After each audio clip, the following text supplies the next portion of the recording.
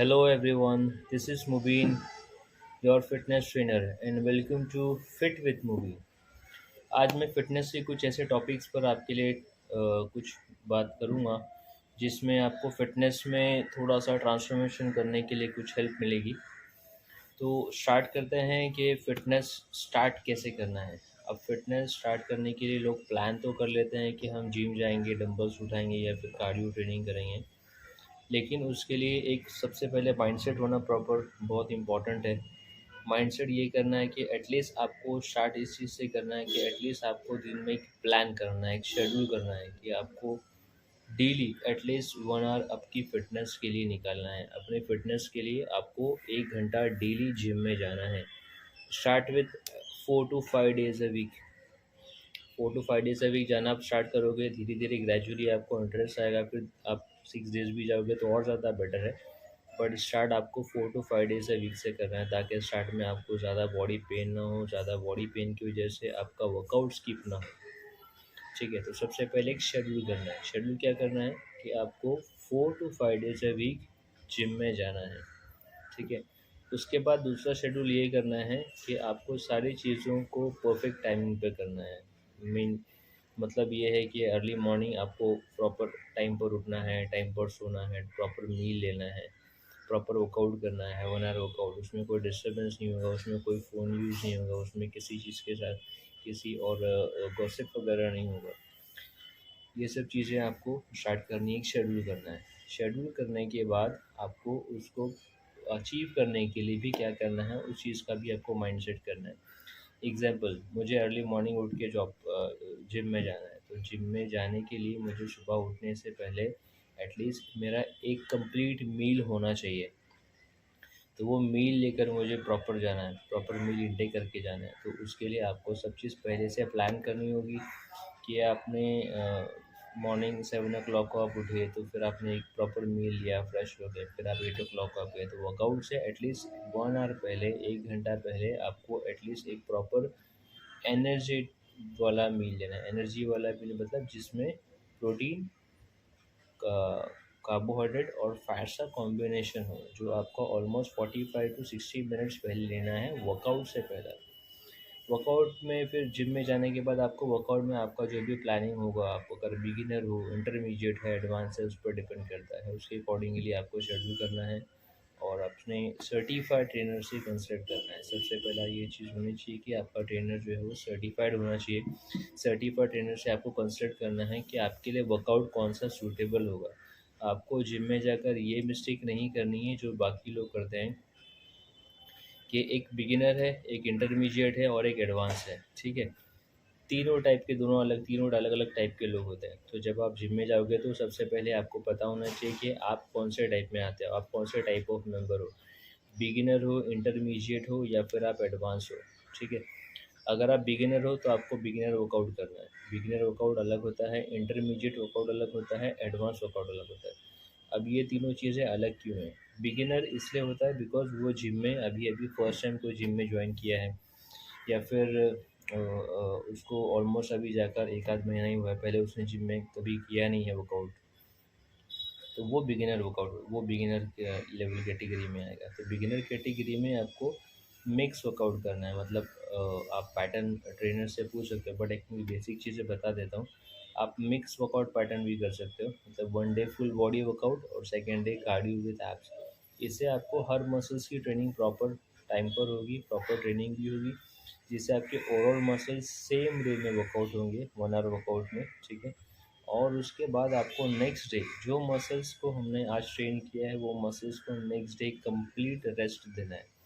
Complete rest देना है मतलब आपको वो मसल्स की ट्रेनिंग नहीं करनी है जो आपने डे वन मसल्स की ट्रेनिंग की है, बिकॉज वो मसल्स रिपेयरिंग मोड में होता है। रेस्टिंग पीरियड में मसल्स की रिपेयरिंग बहुत फास्ट होती है, तो वो मसल्स रिपेयरिंग मोड में है।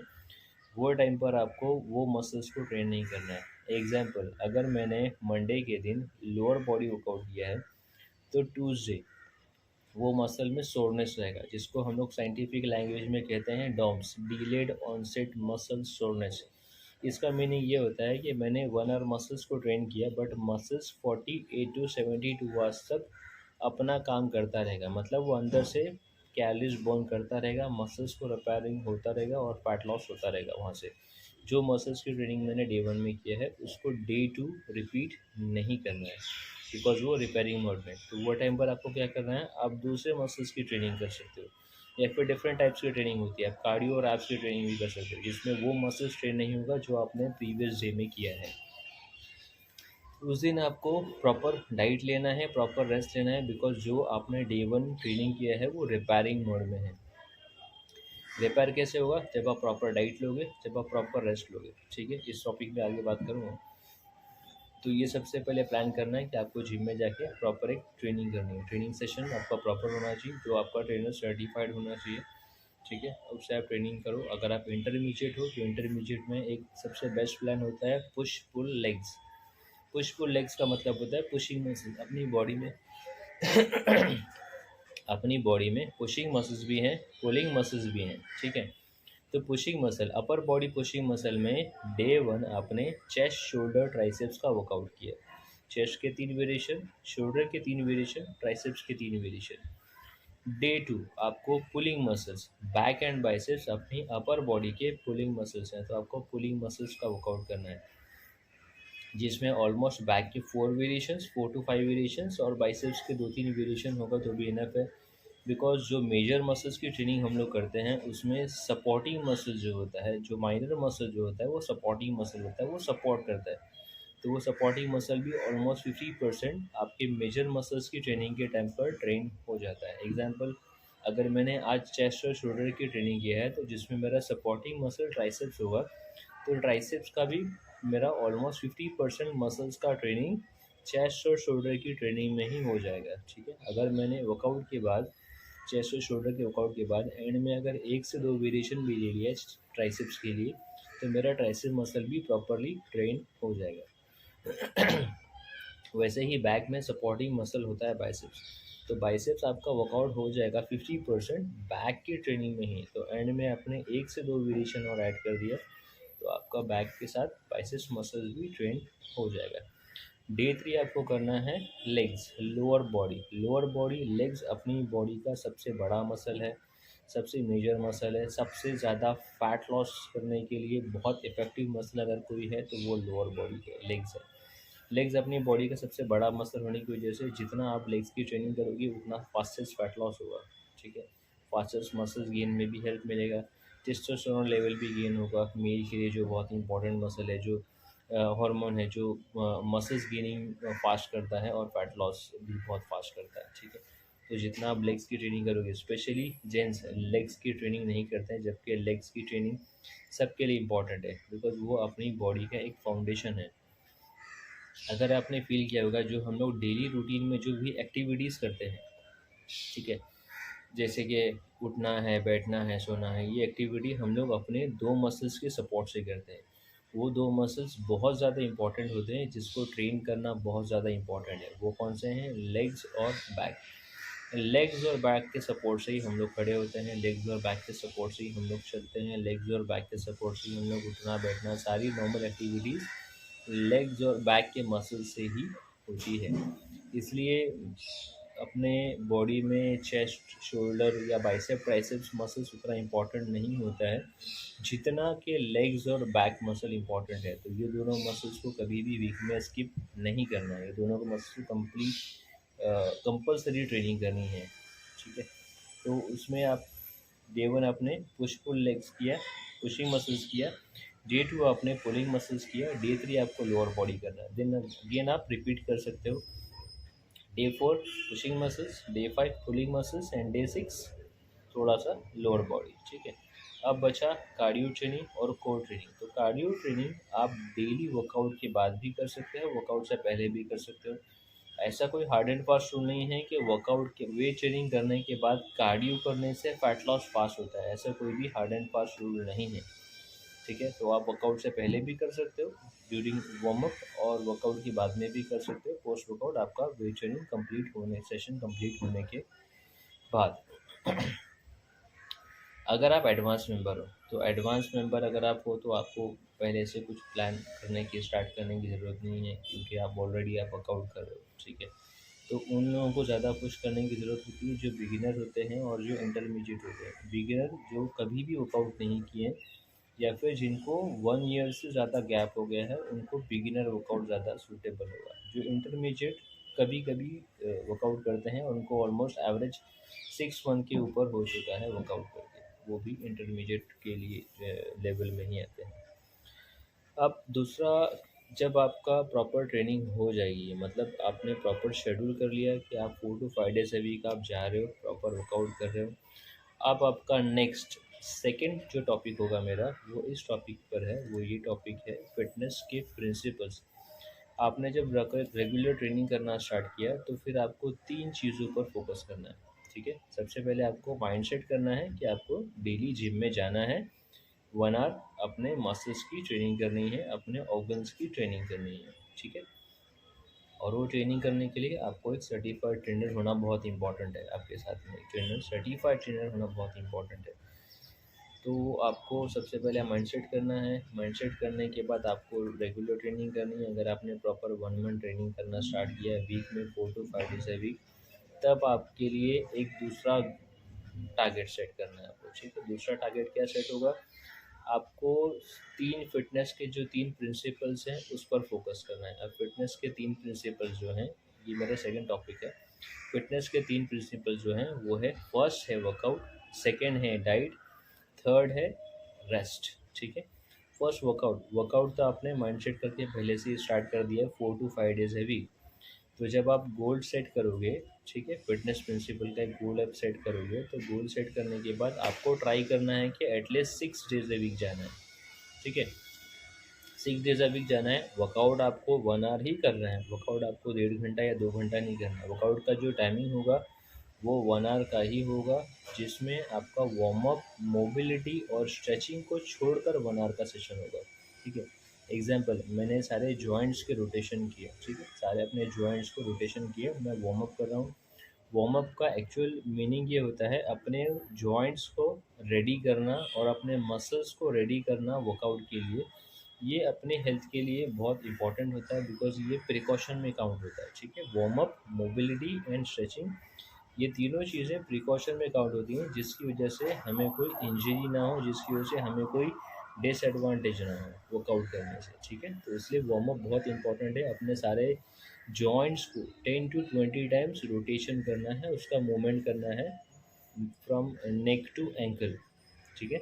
सारे जितने भी मूवेबल पार्ट हैं, जितने भी अपने जॉइंट्स हैं, उनको मूव करना है 10 टू 20 टाइम्स, ठीक है? नेक्स्ट होगा आपका वर्कआउट। आप जब स्टार्ट करोगे तो आपको वार्म अप, मोबिलिटी के बाद एंड में वर्कआउट सेशन कंप्लीट होने के बाद लास्ट में आपको स्ट्रेचिंग भी करनी है। अब स्ट्रेचिंग कैसे करनी है? स्ट्रेचिंग 2 टाइप की होती है, एक होती है एक्टिव और एक पैसिव। एक्टिव का मतलब होता है जो हम लोग खुद से करते हैं, पैसिव का मतलब होता है जो हमारा ट्रेनर हमें स्ट्रेचिंग देता है। अगर एक्टिव करना चाहे तो एक्टिव भी कर सकते हैं। एटलीस्ट आपको वो मसल्स की स्ट्रेचिंग डेली करनी है, कंपलसरी करनी है, जो मसल आपने आज ट्रेन किया है। एग्जांपल, मैंने डे 1 पुशिंग मसल्स की ट्रेनिंग किया है, तो पुशिंग मसल है चेस्ट, शोल्डर, ट्राइसेप्स। तो वर्कआउट सेशन कंप्लीट होने के बाद आपको एटलीस्ट चेस्ट, शोल्डर और ट्राइसेप्स का स्ट्रेचिंग कंपलसरी करना है। अगर आपने ओवरऑल बॉडी को स्ट्रेच किया तो वो बहुत बहुत अच्छा है, बट एटलीस्ट आपको उस मसल्स को स्ट्रेच करना है जो मसल आपने आज ट्रेन किया है, जिस मसल्स की आपने आज ट्रेनिंग की है कंप्लीट, ठीक है? अब स्ट्रेचिंग का एडवांटेज क्या है और डिसएडवांटेज क्या है? वार्म अप का तो आपको मैंने बता दिया, वार्म अप करोगे आपके वर्कआउट को, मसल्स को रेडी करने के लिए होता है, अगर नहीं करोगे तो इंजरी के चांसेस होते हैं।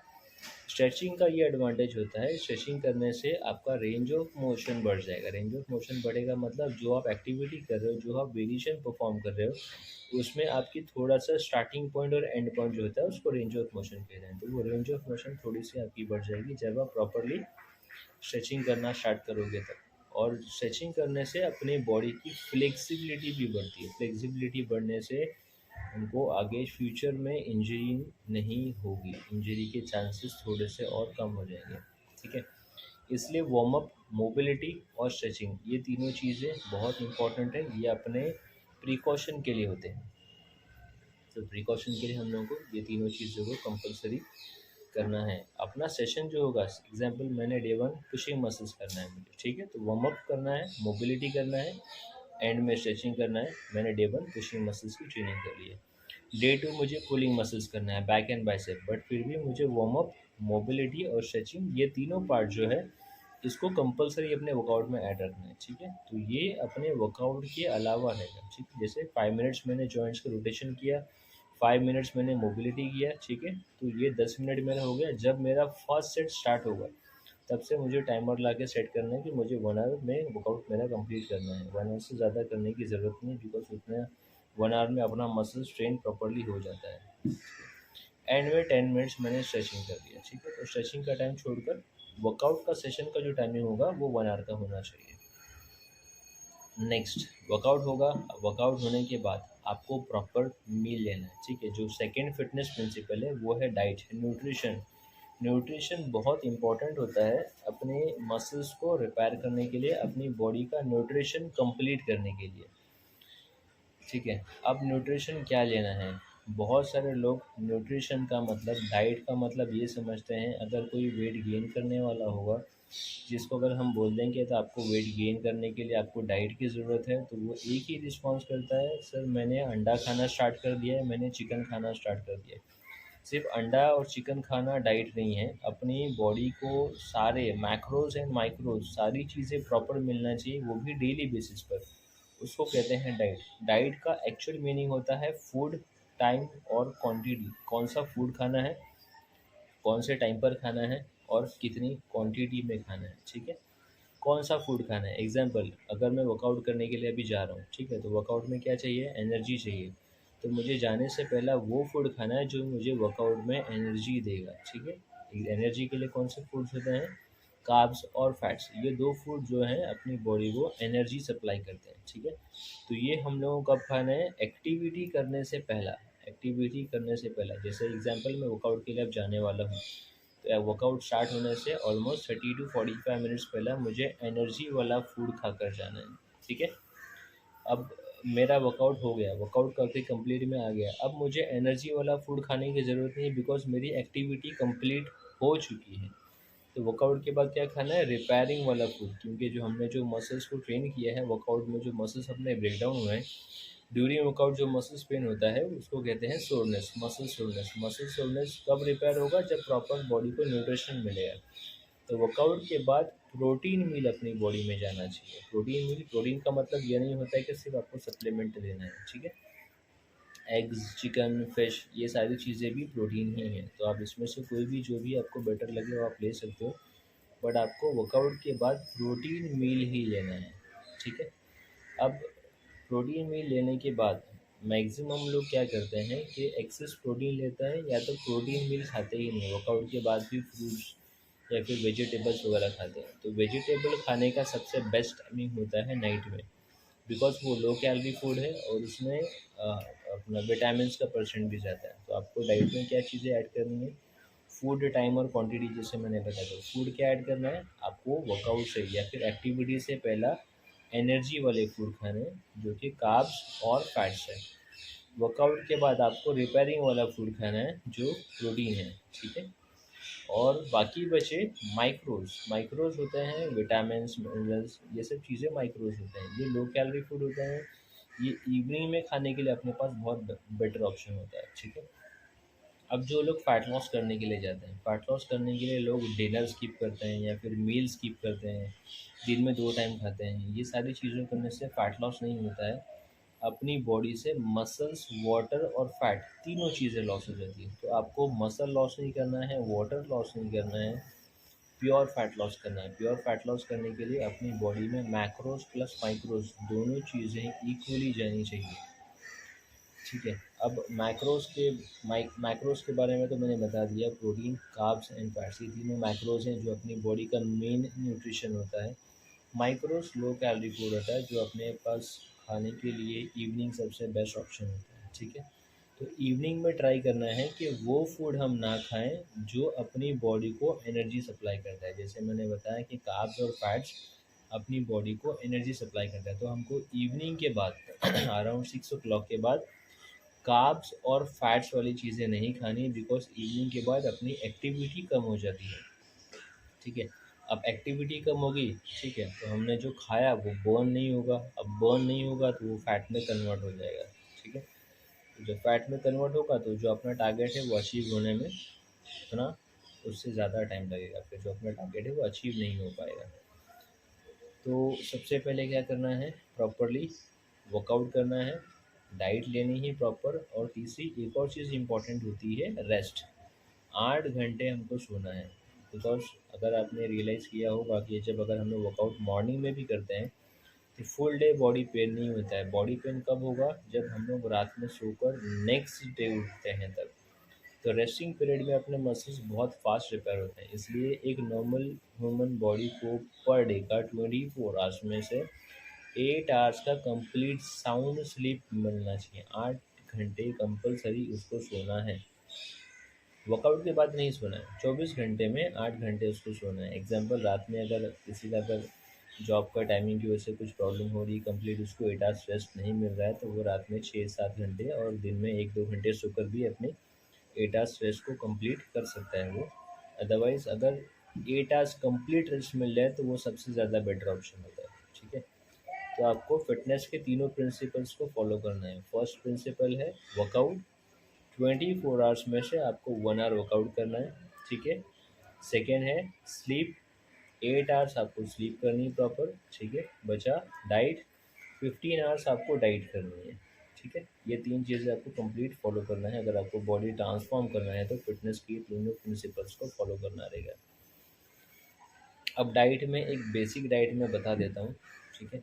बेसिक डाइट में ये है कि अगर हम लोग वर्कआउट स्टार्ट करते हैं तो हमारे दिमाग में बस एक ही चीज़ चलती है कि हमको हेल्दी फूड खाना है, ठीक है। नॉर्मली जो लोग खाते हैं वो 3 मील खाते हैं, ब्रेकफास्ट, लंच और डिनर। हम लोग नॉर्मली 3 मील खाते हैं, ब्रेकफास्ट, लंच और डिनर। एग्जाम्पल, ये 3 मील में मैं 1 kg फूड खाता हूँ, टोटल 1 kg, ठीक है। इजीली समझने के लिए मैं एग्जांपल दे रहा हूँ, 3 मील में 1 kg एग्जांपल मैं खाता हूँ। तो अब मुझे जब मैं वर्कआउट स्टार्ट करूँगा तो मुझे मेरे मील को डिवाइड करना है, मुझे अब 6 मील्स करनी है। लेकिन अब मुझे 2 किलो नहीं खाना है, मुझे 1 किलो खाने को ही जो मैं 3 मील में खाता था उसको 6 से 7 मील में डिवाइड करके खाना है, अलग अलग पोर्शंस में, ठीक है। उसका बेनिफिट क्या होगा, उसका बेनिफिट ये होगा कि हम लोग जब मॉर्निंग में ब्रेकफास्ट जब हम लोग करते हैं तो ब्रेकफास्ट करने के टाइम पर हम लोग ये इंटेंशन होता है हमारा कि अब मैंने ब्रेकफास्ट तो करना है बट मुझे थोड़ा सा ज़्यादा खाना है, बिकॉज अब मैं डायरेक्ट लंच में खाना खाऊंगा। तो हम लोग ब्रेकफास्ट इतना हैवी कर लेते हैं जिसकी वजह से थोड़ी सी प्रॉब्लम हो जाती है। अब प्रॉब्लम क्या होती है, मेरी बॉडी का रिक्वायरमेंट अगर एग्जांपल 100 कैलोरीज का है एक मील का, और मैंने एक्सेस मील खा लिया, एक्सेस कैलोरीज खा लिए, 200 कैलोरीज खा लिए। अब रिक्वायरमेंट तो था मेरे बॉडी को 100 कैलोरीज का और मैंने 200 कैलोरीज खा लिया, तो रिमेनिंग 100 कैलोरीज कन्वर्ट होगा फैट में, बिकॉज उतना मेरी बॉडी को रिक्वायरमेंट था ही नहीं, इसलिए वो कन्वर्ट होगा। तो हम क्या करना है, अपनी मील्स को डिवाइड करना है, ठीक है। अब मील्स को डिवाइड कैसे करना है, ब्रेकफास्ट, लंच और डिनर, ये 3 नॉर्मल मील लोग खाते हैं। 3 मील में अगर एग्जांपल मैं 1 किलो खाता हूँ तो अब मुझे उसको 6 मील में डिवाइड करना है, बट 2 किलो नहीं खाना है, एक ही किलो को 6 मील में डिवाइड करना है। फॉर एग्जांपल, अगर मैं ब्रेकफास्ट में 2 रोटी और 2 अंडे खाता हूँ, एग्जांपल बता रहा हूँ इजीली समझने के लिए। एग्जांपल, अगर मैं ब्रेकफास्ट में 2 रोटी और 2 अंडे खाता हूँ तो अब मुझे 1 रोटी और 1 अंडा ही खाना है, मेरी मील को हाफ करना है, 50%। उसका रीज़न भी मैं बता देता हूँ क्यों। 50% करना है, ठीक है। रिमेनिंग 50% जो मील है वो मुझे 2 से 3 घंटे के बाद खाना है। इससे क्या होगा, अपनी बॉडी में थोड़े थोड़े टाइम में छोटा छोटा मील, स्मॉल स्मॉल मील जाता रहेगा, जिससे अपनी बॉडी उस फूड को, एक्सेस फूड नहीं जाने की वजह से उस फूड को फैट में कन्वर्ट नहीं कर पाएगी, ठीक है। मतलब मैंने 8 o'clock एक मील लिया, 1 रोटी और अंडा वगैरह जो भी है मैंने खाया, ठीक है। नेक्स्ट मील मेरा होगा अराउंड 10 o'clock, ठीक है। 10 to 11 o'clock है, 2 से 3 घंटे के गैप के बाद छोटा सा मील, छोटा सा एक स्मॉल मील, ठीक है। छोटा सा स्मॉल मील क्यों खाना है, अब हम मैंने एक मील तो खा लिया, ठीक है। अब वो अगर आपने मिक्सर ग्राइंडर को देखा होगा, अगर उसका फुल भर दोगे, ठीक है, फुल भर दोगे तो वो पूरा प्रॉपरली उसको जो अंदर उसमें डाला हुआ है फूड, जो उसको डिज़ोल्व होने के लिए रखा हुआ है, प्रॉपरली डिज़ोल्व नहीं होगा, बिकॉज आपने उसको 100% भर दिया है। तो मिक्सी ग्राइंडर यूज़ कैसे किया जाता है, उसको आपको 50% से 75% तक आप भरोगे, तभी वो प्रॉपर्ली जो उसमें अंदर होगा वो प्रॉपर्ली डिज़ोल्व होगा, बिकॉज़ ऊपर आपको थोड़ा सा स्पेस एम्प्टी छोड़ना है। वैसे ही हमारी बॉडी में होता है, हमारी बॉडी में भी हमको जब कोई हम लोग फूड खाते हैं तो वो फुल स्टमक नहीं होना चाहिए, जिसकी वजह से अपना डाइजेस्टिव सिस्टम, अपना मेटाबॉलिक रेट थोड़ा सा स्लो हो जाता है। स्लो होने की वजह से क्या होगा, जो खाना हम लोग 2 घंटे में डाइजेस्ट करते हैं उसको 4 घंटे लग जाएंगे। अब 4 घंटे लगने में दूसरा प्रॉब्लम क्या हुआ, मेरा ब्रेकफास्ट का टाइम हो गया, मैंने मील एक्सेस मील खा लिया, जो 2 घंटे में डाइजेस्ट करना था उसको 4 घंटे लग गए। तब तक मेरे सेकेंड मील का टाइम हो गया, नेक्स्ट लंच का मील का टाइम हो गया, और मैंने लंच भी इंटेक कर लिया। तो फर्स्ट जो मील था मेरा ब्रेकफास्ट का, वो ही प्रॉपर डाइजेस्ट नहीं हुआ है एक्सेस खाने की वजह से, और मेरे सेकेंड मील का टाइम हो गया, मैंने सेकेंड मील भी खा लिया, तो वो डबल फैट में कन्वर्ट हो जाएगा, बिकॉज फर्स्ट मील का तो स्टोर था ही, सेकेंड मील का भी स्टोर हो गया। तो इसलिए हमको उस चीज़ को डिवाइड करके खाना है। तो मैं ये सजेशन देता हूँ कि 3 मील जो है, ब्रेकफास्ट, लंच और डिनर, अब उसको 6 से 7 मील में डिवाइड करना है, ठीक है। तो फर्स्ट जो ब्रेकफास्ट है, सेकंड लंच है, थर्ड डिनर है। तो ब्रेकफास्ट और लंच के बीच में 1 मील ऐड करनी है, लंच और डिनर के बीच में 2 मील ऐड करनी है। जब ऐसा होगा तो हमको ऑटोमेटिकली ज़्यादा भूख नहीं लगेगी, बिकॉज अपनी बॉडी में एवरी 2 to 3 आवर्स छोटा छोटा स्मॉल स्मॉल मील जब जाने लगेगा तो वो फैट में कन्वर्ट नहीं होगा, फर्स्ट ऑफ ऑल। दूसरा, प्रॉपरली हमको खाने की आदत पड़ जाएगी, थोड़ा थोड़ा 2 2 3 3 घंटे में यही चीज़ प्रॉपर हमको करना होता है। जो हम लोगों ने अपना शेड्यूल ख़राब कर दिया है, उस शेड्यूल को प्रॉपर करने के लिए आपको 2 to 3 आवर्स में छोटा छोटा स्मॉल मील खाना होगा, ठीक है। तो ब्रेकफास्ट लंच के बीच में 1 मील, लंच और डिनर के बीच में 2 मील, ठीक है। तो अपने टोटल हो गए 6 मील। ब्रेकफास्ट और लंच के बीच में जो एक और मील होगी, ब्रंच। ब्रंच में भी आप कॉम्प्लेक्स कार्ब्स, प्रोटीन और फैट्स वगैरह फूड खा सकते हो, बिकॉज अपना दिन स्टार्ट हुआ है। दिन स्टार्ट हुआ मतलब हमारे पास और एक्टिविटी करने के लिए टाइम है, हम लोग एक्टिविटी करके अपना जो खाना है, जो फूड है, उसको बर्न कर सकते हैं, बिकॉज अपने पास पूरा दिन है।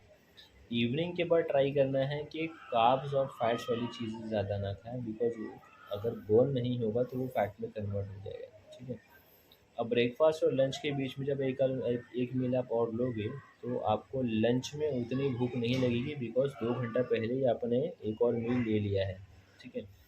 वैसे ही जब आप लंच और डिनर के बीच में आपकी 2 स्मॉल मील हो जाएगी। मील का मतलब होता है, जैसे एग्जांपल मैंने एक सैंडविच खा लिया और एक फ्रूट खा लिया, ठीक है, या फिर एक फ्रूट जूस पी लिया, वो एक मील हो गया। एक कंप्लीट मील का यही मतलब होता है, पेट भर के पूरा खाना, स्टमक फुल करना, इसको मील नहीं कहते, ये ओवर ईटिंग हो जाती है, जिसकी वजह से बॉडी फैट में कन्वर्ट होती है। एक मील का ये मतलब होता है कि मैंने कुछ खा लिया जिसकी वजह से मेरी भूख मिट गई, लेकिन मेरा पेट नहीं भरा, ठीक है। ऑलमोस्ट 50% जो स्टमक को फुल करना होता है उसको कहते हैं एक प्रॉपर मील, ठीक है। इतना भी कम नहीं खाना है कि अपनी बॉडी का जो रिक्वायरमेंट है वो रिक्वायरमेंट कंप्लीट ना हो, और इतना भी ओवर नहीं खाना है कि एक्सेस कन्वर्ट हो जाए फैट में। तो हमको 50% स्टमक फुल करके खाना होता है, जिसमें आपको ये चीज़ रियलाइज़ हो जाए कि आपको जो भूख लगी थी वो आपकी भूख मिट चुकी है, लेकिन आपने ओवर नहीं खाया है, जिसको हम लोग 50% कहते हैं। जैसे मैंने एग्जांपल दिया था, अगर मैं 2 रोटी और 2 अंडा खाता हूँ, जो मुझे हेवी लगता है, ठीक है, खाने के बाद, तो अब मुझे 1 रोटी और 1 अंडा ही खाना है, रिमेनिंग 1 रोटी और 1 अंडा मुझे 2 से 3 घंटे के बाद में खाना है, ठीक है। तो जब डिनर और लंच के बीच में आपकी 2 और मील ऐड हो जाएगी, ठीक है, एक सॉलिड और एक लिक्विड, ठीक है, तो डिनर में आपको उतनी भूख नहीं लगेगी, बिकॉज हमारा माइंडसेट क्या होता है, मैंने ब्रेकफास्ट तो कर लिया, अब डायरेक्ट लंच में खाना है। अब लंच में खाना है इसलिए इतना खा लिए ब्रेकफास्ट के एक्सेस कन्वर्ट हो गया फैट में। दूसरा माइंडसेट क्या होता है कि अब लंच का टाइम हो गया है, लंच भी ज़्यादा खाना होता है, बिकॉज अब लंच खाऊंगा तो उसके बाद डायरेक्ट दूसरी मील मिलेगी मुझे डिनर में, मैं रात में खाना खाऊंगा डायरेक्ट, तो इसलिए इतना एक्सेस खा लेते हैं कि वो फैट में कन्वर्ट हो जाता है। अब डिनर भी हम लोग एक्सेस कर लेते हैं, जिसके 2 डिसएडवांटेज होते हैं, ठीक है। अब उसके डिसएडवांटेज क्या होते हैं, डिनर हम लोग इतना हैवी खा लेते हैं इस इंटेंशन से कि दोपहर से मैंने अब तक कुछ खाया नहीं है, और अब कल सुबह मैं डायरेक्ट नाश्ता करूँगा, तब तक और कुछ खाना नहीं है, इसलिए अब जो मिल रहा है उसको खा लो और पेट भर के सो जाओ। ठीक है। जिसका डिसएडवांटेज ये होता है कि हमारी बॉडी एक्सेस खाने को फैट में कन्वर्ट कर देगी फर्स्ट ऑफ ऑल।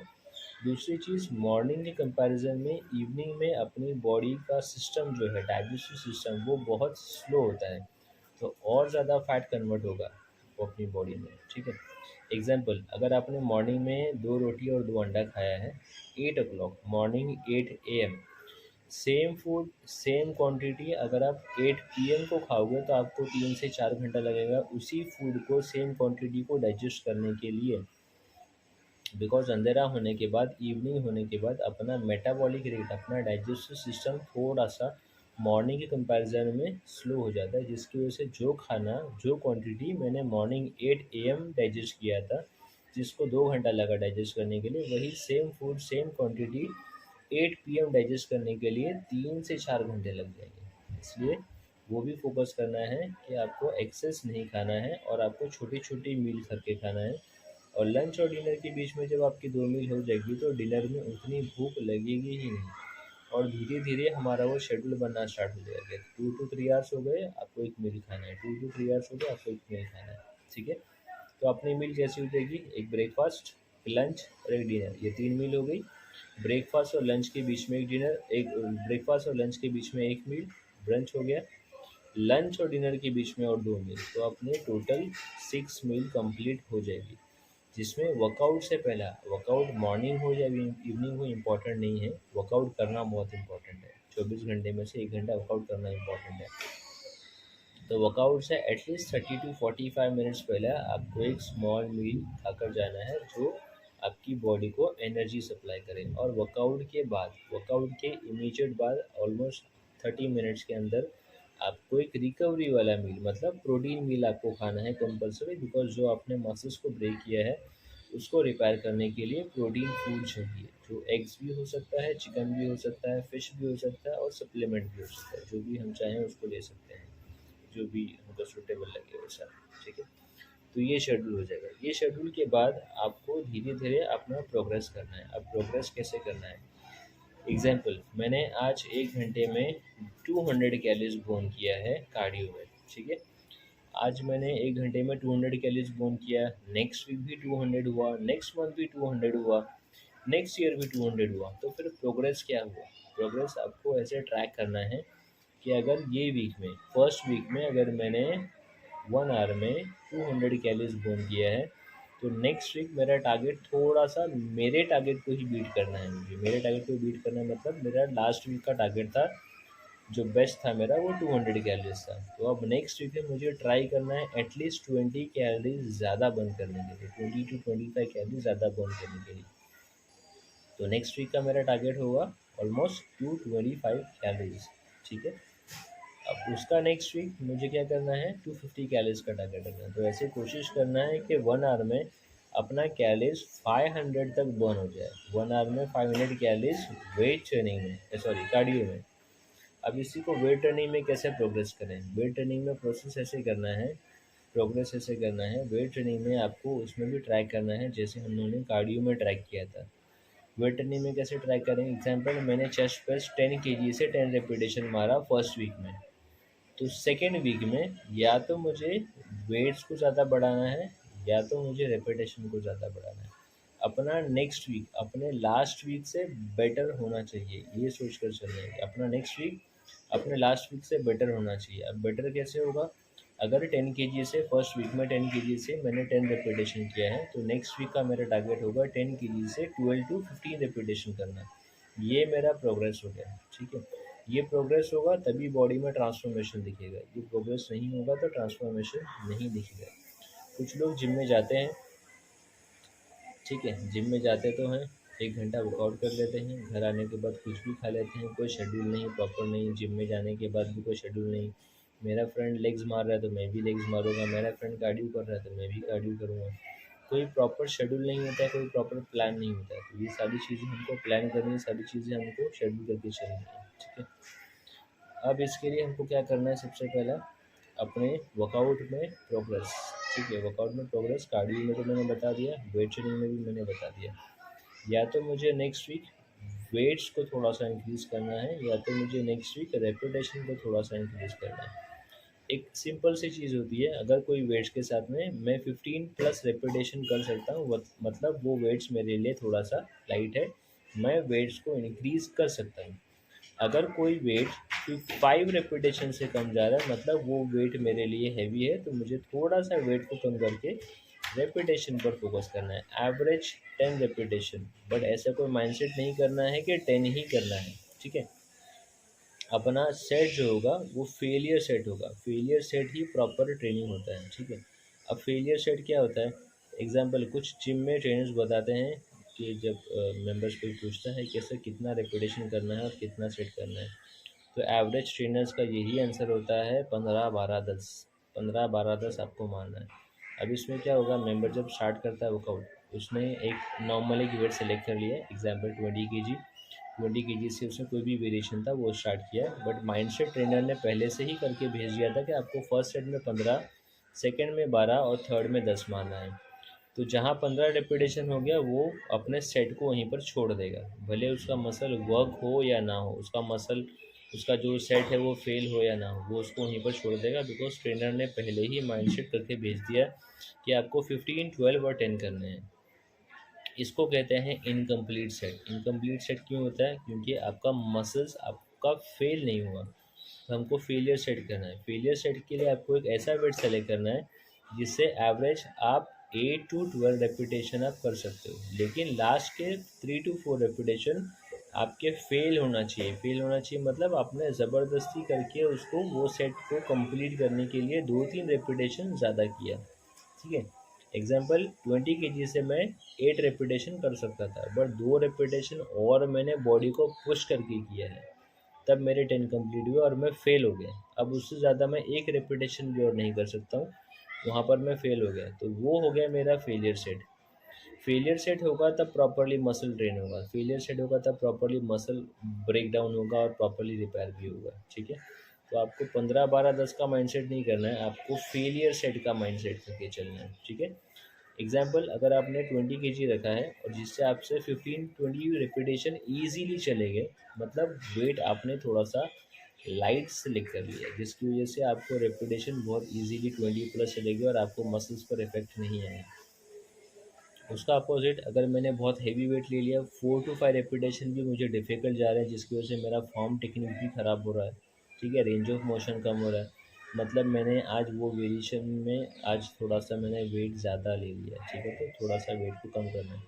अपने आसपास में कुछ नहीं देखना है कि मेरे फ्रेंड्स कितना वेट ट्रेनिंग कर रहे हैं, वो 50 kg से कर रहा है तो उसको 50 kg से करने दो, बिकॉज मेरा स्ट्रेंथ 20 kg का है, तो मैं 20 kg से ही कर रहा हूँ।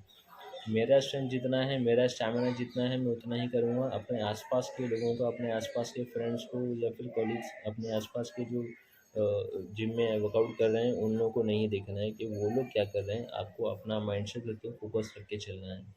ठीक है, मगर मैं 10 की स्पीड पर चल सकता हूँ, तो मैं, अगर मैं 5 की स्पीड पर चल सकता हूँ, तो मैं 5 की स्पीड पर ही चलूँगा।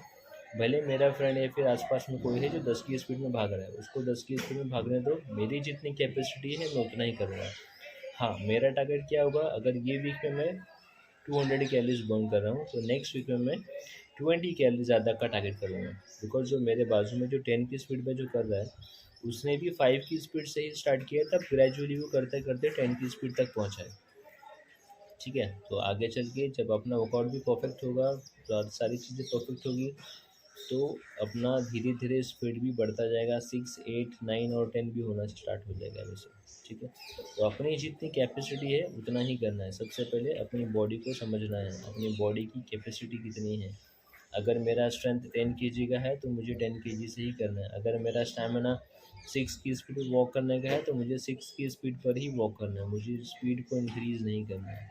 ठीक है, तो सबसे पहले अपनी बॉडी को समझकर अपनी बॉडी के अकॉर्डिंगली ट्रेन करना है उसको। ठीक है, अपने आसपास के लोगों को, अपने फ्रेंड्स को या किसी और को नहीं देखना है, या फिर जिम में कोई बॉडी बिल्डर है, वो 50 kg से ट्रेनिंग कर रहा है, मेरा स्ट्रेंथ 5 kg का है, तो मैं 5 kg से ही करूँगा। ये माइंडसेट करके चलना है अपने जिम में। ठीक है, और जब मील अपना हो जाएगा, इवनिंग का मील भी, इवनिंग के बाद कोशिश करना है कि अपना डिनर जो होगा वो 9 o'clock से पहले होना चाहिए। 9 o'clock से पहले ट्राई करना है कि अपना मील 7-7:30 तक फिनिश हो जाए, लास्ट मील 7-7:30 के बाद कोई भी मील नहीं लेना है, कोई भी सॉलिड फूड नहीं खाना है। ट्राई करना है कि कोई लिक्विड फूड भी ना खाएं, बट एटलीस्ट कोई सॉलिड फूड नहीं खाना है। इनकेस अगर अपनी बॉडी को आदत नहीं है उन चीज़ों की, तो स्टार्टिंग में भूख लगेगी, बिकॉज 7-7:30 बजे उतनी भूख नहीं लगेगी, तो आप जो थोड़ा मोटा खाओगे बाद में थोड़ी देर बाद फिर से भूख लगेगी। तो इनकेस अगर भूख लगती भी है 7-7:30 के बाद, तो हमारे पास लिक्विड का ऑप्शन होता है। अब लिक्विड डाइट में क्या होता है, रात में हम फ्रूट जूस तो नहीं ले सकते, तो सूप ले सकते हैं, मिल्क ले सकते हैं, ठीक है, कैरेट बीट का जूस ले सकते हैं, वेजिटेबल जूस ले सकते हैं। ये सब जो लो कैलोरी फूड होता है वो हम लोग ले सकते हैं इवनिंग के बाद, बिकॉज इवनिंग में अपनी एक्टिविटीज़ कम है, ठीक है, एक्टिविटीज़ कम है और डाइजेस्टिव सिस्टम भी स्लो है, जिसकी वजह से अपना एक्सेस फूड फैट में कन्वर्ट ना हो जाए, इसलिए हमको लो कैलोरी फूड खाना है और ट्राई करना है कि 7:30 तक अपना डिनर फिनिश हो जाए, ठीक है। अब वाटर इनटेक हमको करना है एवरेज 3.5 लीटर्स, ठीक है, 3 to 4 लीटर्स या फिर एवरेज 3.5 लीटर्स पर डे का, ओवरऑल डे का वाटर इनटेक होगा 3.5 लीटर्स या फिर 3 to 4 लीटर्स हम लोग पर डे का वाटर इनटेक कर सकते हैं। सबके घर में वॉश बेसिन है, ठीक है। जब हम लोग अपने ऑब्जर्व किया होगा, जब हम लोग वॉश बेसिन में हाथ धोते हैं पूरा दिन, तो रात में क्या करते हैं मम्मी, उसको ठीक से क्लीन करने के लिए या तो उसमें गर्म पानी डालते हैं या फिर ड्रेनेज पाउडर जो होता है उसको डाल के क्लीन करते हैं, ताकि वॉश बेसिन नेक्स्ट डे चोक ना हो जाए, नेक्स्ट डे ब्लॉक ना हो जाए और नेक्स्ट डे हमको तकलीफ़ ना हो। वैसे ही हमारी बॉडी में हम जो भी खाते हैं, अगर आप देखोगे ऑब्जर्व करोगे कि जो भी चीज़ें हम लोग खाते हैं, चाहे हम लोग कितना भी अच्छा खा लें, वो अपनी बॉडी से गंदगी बनकर ही बाहर निकलता है। तो सोचो हमारी बॉडी में कितनी गंदगी है जिसको हम लोगों को बाहर निकालना है, ठीक है। अब उसको बाहर निकालने के लिए अपने पास दो ऑप्शन होते हैं, एक तो जो हम लोगों ने फूड खाए वो पास हो जाता है, दूसरा पानी। आपने सोच देखा होगा कि कहीं पर भी साफ़ सफाई करने के लिए, क्लीनिंग के लिए पानी सबसे ज़्यादा इम्पोर्टेंट होता है। अब कहीं पर भी गंदगी को साफ़ करना होगा तो पानी यूज़ किया जाता है, वैसे ही अपनी बॉडी की गंदगी को साफ़ करने के लिए भी हमको पानी पीना है। पानी का कोई भी सब्स्टिट्यूट नहीं है, पानी का ऑप्शन आपको पानी ही पीना है, ठीक है। अगर आपको एप्पल नहीं पसंद है तो दूसरा फ्रूट है जो आपका कॉम्प्लेक्स कार्ब्स, अपना कार्ब्स का ऑप्शन में आप खा सकते हो। अगर आपको चिकन नहीं पसंद है तो आपके पास दूसरा ऑप्शन है, आप कोई दूसरा प्रोटीन ले सकते हो, एग्स है, फिश है, सप्लीमेंट है। वेजिटेबल में विटामिन भी बहुत सारे ऑप्शंस हैं, फाइबर्स में भी बहुत सारे ऑप्शंस हैं, ठीक है, गुड फैट्स में भी बहुत सारे ऑप्शंस हैं। लेकिन पानी, वाटर एक ऐसी चीज़ है, एक ऐसा न्यूट्रिशन है जिसका कोई सब्स्टिट्यूट नहीं है। पानी के बदले आपकी बॉडी को सिर्फ पानी ही चाहिए, तो आपको पानी at least 3 to 4 litres in a day पीना है। अब कोशिश करना है कि अपना 3 to 3.5 लीटर्स इवनिंग तक ही कंप्लीट हो जाए। ऐसा ना हो कि पूरा दिन पानी नहीं पिए और रात को ऑफिस से घर जाने के बाद, पीने के बाद पानी पीते बैठ गए, और जिसकी वजह से अपनी नींद डिस्टर्ब हो गई। बार बार वॉशरूम जाना रहेगा तो आपकी नींद डिस्टर्ब हो जाएगी, जिसकी वजह से आपको मसल्स रिपेयरिंग में, मसल्स गेनिंग में उतनी हेल्प नहीं मिलेगी। तो कोशिश ये करना है कि ओवरऑल डे में अराउंड 7 o'clock तक ही अपना वाटर इनटेक का जो टारगेट है वो कंप्लीट हो जाए, मतलब ऑलमोस्ट 3.5 लीटर्स हमको 7 o'clock तक डिनर से पहले ही फिनिश कर देना है, ताकि रात में हमको वॉशरूम बार बार जाना ना पड़े, अपनी नींद डिस्टर्ब ना हो। इसलिए कोशिश करना है कि 7 o'clock से पहले ही अपना पूरा वाटर का जो टारगेट है वो कंप्लीट हो जाए डिनर से पहले ही, ठीक है। ये सब चीज़ होने के बाद अब एक नेक्स्ट टॉपिक होता है जिस पे हम लोगों को सबसे ज़्यादा फोकस करना है, वो होता है फिटनेस कंपोनेंट्स, ठीक है। फर्स्ट टॉपिक हमने किया, पूरा शेड्यूल बना लिया, जिम में जाने की आदत डाल दी है, हेल्दी फूड्स खाने की आदत डाल दी है। सेकेंड, हम लोगों ने फिटनेस प्रिंसिपल्स को सेट किया, ठीक है, वर्कआउट, डाइट और रेस्ट, ये तीनों चीज़ों पर फोकस किया। थर्ड, हमको क्या करना है, फिटनेस के कंपोनेंट्स पर फोकस करना है। अब कुछ लोग जिम में होते हैं जो जाते हैं और सिर्फ वेट ट्रेनिंग पर फोकस करते हैं, ठीक है। मतलब अगर किसी को गेन करना है तो उसका मैक्सिमम फोकस रहेगा वेट ट्रेनिंग के ऊपर, मतलब पूरा 6 का 6 डेज वो सिर्फ वेट ट्रेनिंग करेगा, बाकी कोई एक्टिविटी नहीं करेगा। एग्जाम्पल, एक बॉडी बिल्डर है, ठीक है, बॉडी बिल्डर मैक्सिमम फोकस करते हैं वेट ट्रेनिंग पर। अगर आप 100 kg के डंबल से बेंच प्रेस कर सकते हो, ठीक है, लेकिन आप 10 मिनट आप भाग नहीं सकते हो, तो क्या आप फिट हो?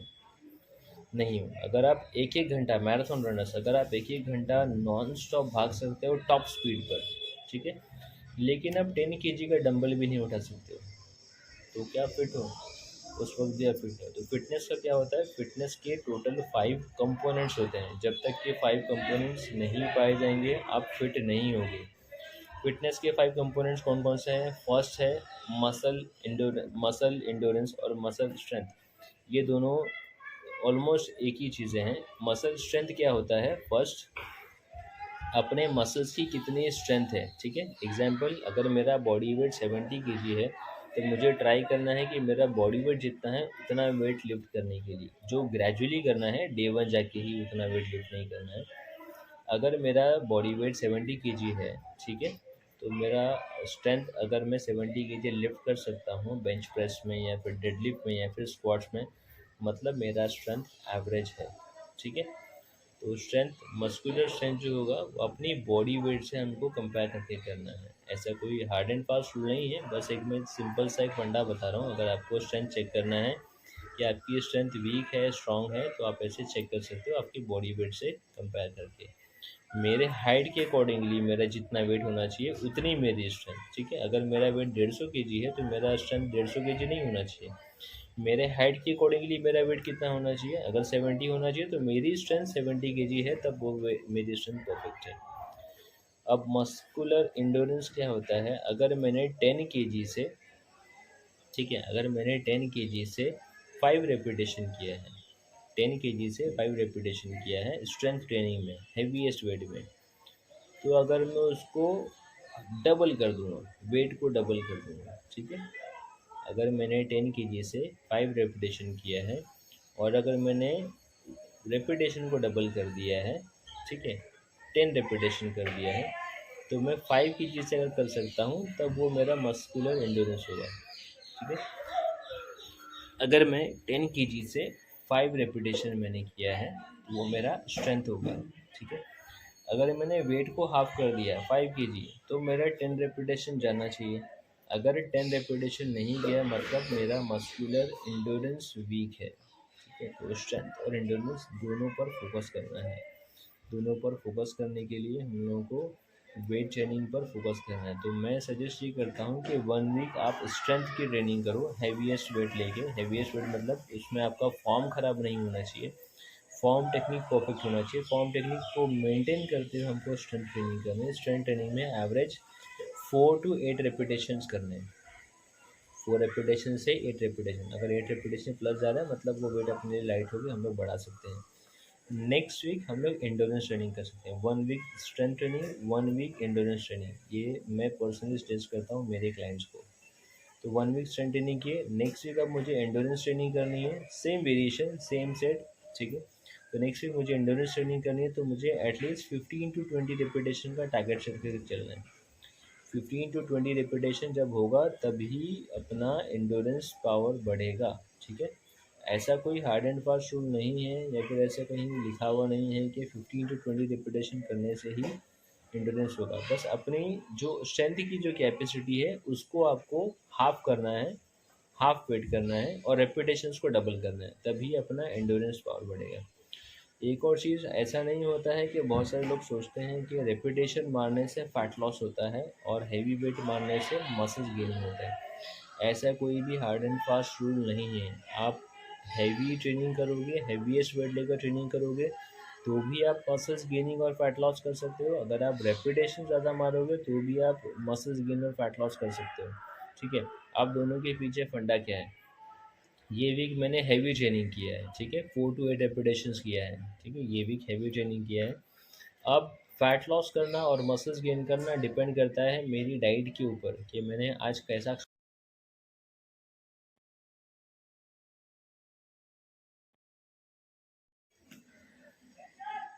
हेलो। नेक्स्ट अपना होना चाहिए मस्कुलर स्ट्रेंथ और एंडोरेंस के बाद नेक्स्ट अपना थर्ड पॉइंट होगा कार्डियोवेस्कुलर। कार्डियोवेस्कुलर का मतलब ये होता है अपना स्टैमिना स्ट्रॉन्ग करना, अपने हार्ट को स्ट्रॉन्ग करना, ठीक है।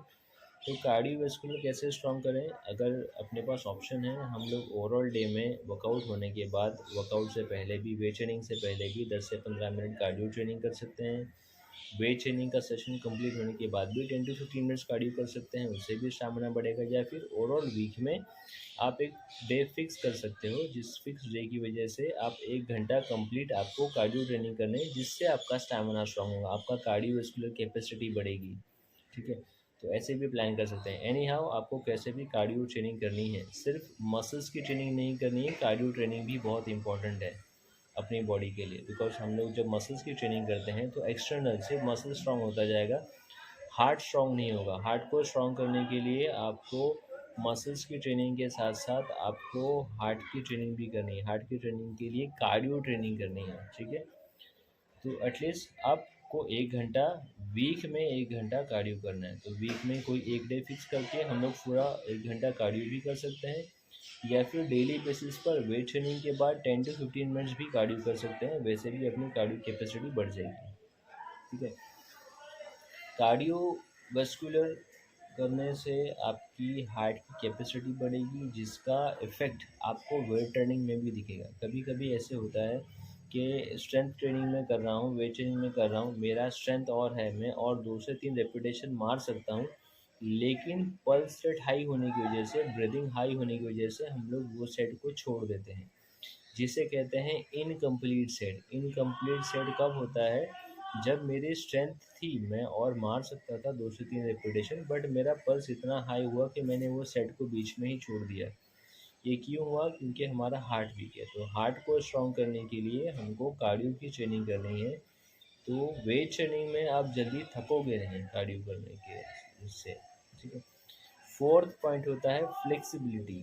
अब कार्डियो करना कितना है? जो एवरेज होता है, कार्डियो एवरेज इतना करना है कि 10 मिनट में अपना 1 किलोमीटर कंप्लीट हो रहा है, मतलब अपना कार्डियो, अपनी हार्ट की कैपेसिटी एवरेज है।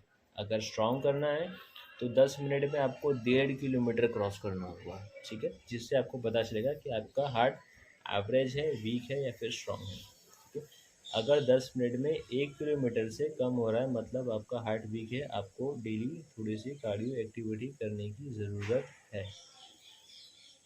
नेक्स्ट टॉपिक होता है फ्लेक्सिबिलिटी। फ्लेक्सिबिलिटी भी अपनी बॉडी में एक बहुत मेन रोल प्ले करती है। वीक फ्लेक्सिबिलिटी से जॉइंट इंजरी के चांसेस बढ़ जाते हैं। ठीक है, जॉइंट पेन जो होता है उसका एक रीज़न वीक फ्लेक्सिबिलिटी भी होती है, और दूसरा रीज़न ये होता है कि अपना जॉइंट पेन अलग अलग चीज़ें, प्रॉपर न्यूट्रिशन नहीं और ओवर ट्रेनिंग से भी हो जाता है। ठीक है, और फ्लेक्सिबिलिटी, प्रॉपर स्ट्रेचिंग करने से अपना रेंज ऑफ मोशन भी बढ़ेगा और आगे चलकर इंजरी नहीं होगी। तो फ्लेक्सिबिलिटी के लिए आपको डेली करना है स्ट्रेचिंग। जैसे मैंने पहले भी बताया कि डेली मसल ट्रेनिंग के बाद एटलीस्ट मुझे 5 मिनट्स के लिए स्ट्रेचिंग करना है। अगर मैंने जो मसल्स की ट्रेनिंग किया है वो मसल्स को भी मैंने अगर स्ट्रेच कर दिया तो भी इनफ है, या फिर अगर मैंने वो मसल्स के साथ साथ बाकी सारे मसल्स की, ओवरऑल मसल्स की भी स्ट्रेचिंग कर दिया तो और ज़्यादा अच्छा है। ठीक है, बिकॉज फ्लेक्सिबिलिटी का, स्ट्रेचिंग का कोई डिसएडवांटेज नहीं है। डिसएडवांटेज सिर्फ एक ही है, ओवर स्ट्रेचिंग करने से जॉइंट पेन होता है। तो स्ट्रेचिंग उतनी ही करनी है जब तक आप कंफर्टेबल हो। ओवर स्ट्रेच करने से जॉइंट पेन हो सकता है। फिफ्थ पॉइंट और सबसे इम्पॉर्टेंट पॉइंट होता है बॉडी फैट परसेंटेज। तो फिटनेस कंपोनेंट के 5 कंपोनेंट्स हैं। मस्कुलर स्ट्रेंथ मैंने बता दिया है, एंडोरेंस भी बता दिया है, कार्डियोवैस्कुलर और फ्लेक्सिबिलिटी। फिफ्थ पॉइंट बहुत इंपॉर्टेंट पॉइंट है, जो है बॉडी फैट परसेंटेज। ठीक है, हम लोग मैक्सिमम जिम में वेइंग स्केल पर फोकस करते हैं कि मेरा वेट कितना है, मेरा वेट 50 किलो है, 100 किलो है या 150 किलो है। ये इम्पॉर्टेंट नहीं है। अपने वेट में, अपने हाइट के अकॉर्डिंग, अपने एज के, अपना जेंडर के अकॉर्डिंगली और अपने हाइट के अकॉर्डिंगली जो बॉडी फैट होना चाहिए वो प्रॉपर है या नहीं, वो चेक करना है। एग्जाम्पल, एक जेंट्स के लिए नॉर्मल बॉडी फैट परसेंटेज होता है 10% से लेकर 20% तक के। तो 10% से 20% तक के अगर फैट होगा एक जेंट्स के लिए तो ही वो फिट है। अब उसका वेट 50 किलो है, 100 किलो है या 150 किलो है, वो इम्पोर्टेंट नहीं है। उसका बॉडी फैट परसेंटेज कितना है वो इम्पोर्टेंट है। ठीक है, और एक फ़ीमेल के लिए होता है 18% से 28% तक के। अगर 18% से 28% के बीच में अगर कोई फीमेल का बॉडी फैट परसेंटेज है, मतलब वो फिट है। ठीक है, अब अगर मेरा वेट एग्जांपल मेरा वेट 50 किलो है, जो मेरे हाइट के अकॉर्डिंगली परफेक्ट है, मेरा वेट ओके है, नॉर्मल वेट में मैं आता हूँ। लेकिन अगर उस कंडीशन में मेरा बॉडी फैट परसेंटेज अबाउट 20% है, तब वो मेल फिट नहीं है, बिकॉज उसका बॉडी फैट परसेंटेज जेंट्स के लिए जो होना चाहिए 10% से 20%, वो थोड़ा सा हाई हो चुका है, जिसकी वजह से वो अनफिट है। और एक दूसरा एग्जांपल, किसी जेंट्स का बॉडी वेट जो है वो 100 प्लस है, 110 या 120 kg है, ठीक है, एग्जांपल बॉडी बिल्डर 110 या 120 kg है, लेकिन उसका बॉडी फैट परसेंटेज 12% है, तो वो फिट है। इसलिए वेट इम्पॉर्टेंट नहीं है कि वेट 50 किलो है, 100 किलो है या 150 किलो है। अपनी बॉडी में वेट में फैट परसेंटेज कितना है वो इम्पॉर्टेंट है, कि अपना बॉडी फैट परसेंटेज जेंट्स के लिए 10% से 20% की रेंज में है, तो ही वो फिट है, ठीक है। इन केस किसी किसी का बॉडी फैट परसेंटेज 10% से भी नीचे होता है, इसका मतलब ये नहीं है कि वो फिट नहीं है, वो भी फिट हो सकता है, अगर उसकी बॉडी में बॉडी फैट परसेंट से ज़्यादा मसल्स का परसेंट है। एग्जाम्पल, अगर उस किसी का बॉडी जेंट्स का बॉडी फैट परसेंटेज बिलो 10% है, अबाउट 20% होगा तो वो तो अनफिट है ही, 10 to 20 होगा तो वो फिट है। लेकिन अगर उस किसी जेंट्स का बॉडी फैट परसेंटेज 10% के नीचे है, तो उसको ये देखना है कि उसके बॉडी वेट में, बॉडी एनालिसिस करवाने के बाद पता चलता है कि उसके बॉडी वेट में जो बॉडी फैट का जो वेट है, उससे ज़्यादा वेट उसके मसल्स का होना चाहिए, तब ही वो फिट होगा। अगर उसका बॉडी फैट परसेंटेज किसी का 7% है, ठीक है, जिसको बॉडी एनालिसिस करवाने के बाद पता चला कि बॉडी में मसल्स 30 kg है, लेकिन फैट 25 kg है, तो वो फिट है, ठीक है। तो अपनी बॉडी में अगर मसल्स फैट परसेंटेज से ज़्यादा है, फैट के वेट से ज़्यादा है, और अपना बॉडी फैट 10% के नीचे है, तो वो फिट हो सकता है, ठीक है। फीमेल्स के लिए होता है 18% से 28%, और mostly females body fat percentage पर या फिर मसल्स पर फोकस नहीं करती हैं, फीमेल्स फोकस करती हैं डिजिट के ऊपर, कि मुझे नंबर्स कम चाहिए, बस नंबर्स कम हो दिखे तो वो लोग खुश हो जाते हैं, बट ऐसा नहीं है। हम जब ट्रेनिंग करते हैं, हम लोग जब प्रॉपर डाइट करते हैं, जब प्रॉपरली रेस्ट लेते हैं, तो अपनी बॉडी में चेंजेस आते हैं, इंटरनल चेंजेस आते हैं। इंटरनल चेंजेस कैसे आते हैं? एग्जाम्पल, मैंने वर्कआउट स्टार्ट किया, 3 मंथ्स मैंने प्रॉपर वर्कआउट स्टार्ट किया, 3 मंथ्स मैंने प्रॉपर डाइट किया, प्रॉपर रेस्ट किया। जब मैंने ज्वाइन किया था वो टाइम पर मेरा बॉडी वेट 70 kg था, नॉर्मल वेइंग स्केल पर। अब 3 months proper training, proper diet के बाद भी मेरा वेट 70 kg है। इसका मतलब ये नहीं है कि मेरे बॉडी में कोई चेंजेस नहीं है, मेरे बॉडी में कोई ट्रांसफॉर्मेशन नहीं हुआ है। हो सकता है कि मैंने 5 kg मसल्स गेन किया और 5 kg फैट लॉस किया, तो भी नॉर्मल वेइंग स्केल पर बॉडी वेट मुझे 70 ही बताएगा, ठीक है। मैंने 5 kg मसल्स गेन किया एंड 5 kg फैट लॉस किया, तो भी नॉर्मल वेइंग स्केल पर मेरा बॉडी वेट 70 kg ही बताएगा। इसका मतलब ये नहीं है कि मेरे बॉडी में चेंजेस नहीं आए हैं। जो इंटरनल चेंजेस आया है, 5 kg मसल्स गेन हुआ है और 5 kg फैट लॉस हुआ है, वो पता चलता है हमको बॉडी एनालिसिस करवाने के बाद, ठीक है। इसलिए बॉडी एनालिसिस टेस्ट बहुत इंपॉर्टेंट होता है एक फिटनेस फ्रीक के लिए, एक ट्रांसफॉर्मेशन करने के लिए, अपनी बॉडी के इंटरनल चेंजेस को चेक करने के लिए, ठीक है। तो सबसे पहले चेक करवाना है कि जब हम लोग जिम जाते हैं तो चेक करवा लें कि बॉडी अपनी क्या कंडीशन में है, अपनी बॉडी का वीक पॉइंट क्या है और स्ट्रॉन्ग पॉइंट क्या है। वीक पॉइंट और स्ट्रॉन्ग पॉइंट को चेक करने के बाद ही हमको एक टारगेट सेट करके वो वीक पॉइंट को स्ट्रॉन्ग करने के लिए कोशिश करना है। वीक पॉइंट जब स्ट्रॉन्ग होगा, तभी अपनी बॉडी में फिटनेस लेवल बढ़ता जाएगा। एग्जाम्पल, मेरा स्ट्रेंथ बहुत अच्छा है बट मेरा स्टैमिना वीक है, तो मुझे क्या करना है, स्ट्रेंथ पर वीक में 2 दिन वीक में स्ट्रेंथ पर फोकस करना है, और 3 to 4 डेज मुझे स्टैमिना पर फोकस करना है, बिकॉज मेरे बॉडी का वीक पॉइंट जो है वो स्टैमिना है, ठीक है। मैं बस एग्जांपल दे रहा हूँ। अगर अपना स्ट्रेंथ वीक पॉइंट है और स्टैमिना स्ट्रॉन्ग पॉइंट है, ठीक है, तो मुझे वीक में 1 से 2 दिन स्टैमिना की ट्रेनिंग करनी है, कार्डियो ट्रेनिंग करनी है, और स्ट्रेंथ की training 4 to 5 days a week करनी है, तब स्ट्रेंथ गेन होगा। तो अपनी बॉडी का सबसे पहले वीक पॉइंट ढूंढ लो कि आपका वीक पॉइंट क्या है, स्ट्रॉन्ग पॉइंट क्या है, और उस वीक पॉइंट को स्ट्रॉन्ग बनाने के लिए ट्राई करो, तभी अपने फिटनेस लेवल बढ़ेगा, तभी अपना जो टारगेट है तो वो अचीव होगा, तभी अपना जो ट्रांसफॉर्मेशन का जो सेट किया है वो अचीव होगा। और हाँ, ट्रांसफॉर्मेशन के लिए एक टारगेट सेट करना बहुत इंपॉर्टेंट है। ऐसे नहीं कि बस जिम में चले गए, वर्कआउट किए, डाइट ली और सो गए जाकर। ट्रांसफॉर्मेशन के लिए एक टारगेट सेट करना बहुत इंपॉर्टेंट है। टारगेट के लिए एग्जांपल, मैंने अगर 3 मंथ्स में 10 kg फैट लॉस करने का टारगेट सेट किया है, तो वो टारगेट सेट करने के लिए मुझे क्या क्या चीज़ें करनी है, वो सारी चीज़ें मुझे भी माइंड सेट करनी है। ठीक है। अगर मैं टारगेट सेट नहीं करूँगा तो मैं अचीव करने में मेरा उतना फोकस नहीं होगा, मेंटली उतना फोकस नहीं होगा कि मुझे फैट लॉस करना है या मसल्स गेन करना है या फिर मेंटेन करना है। ठीक है।